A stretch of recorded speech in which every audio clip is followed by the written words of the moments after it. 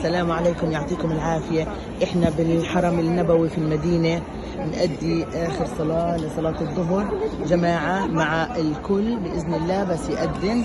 صلينا ركعتين تحية المسجد وبانتظار صلاة الظهر جماعة، وبعدها راح نصلي عشان ما يفوتنا لأنه بدنا نطلع بالطيارة وممكن نوصل على أذان المغرب.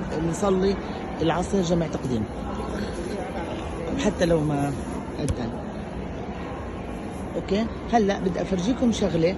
احنا هيو شايفين بوابه 25، شايفينها بوابه 25 هي هذا الحرم النبوي للنساء فقط. الرجال في له ما شاء الله بالخلف عندنا الروضه، والروضه هي المنطقه قطعه من الجنه بين منبر الرسول صلى الله عليه وسلم وقبره وقبر الصحابه جنبه. صلينا فيها امبارح والحمد لله اتممنا على خير الحمد لله. شوفوا هاي القبة شايفينها اللي فوق لونها بني بيج وبني فاتح. هاي على صلاة الفجر، صلينا الفجر وخلصنا.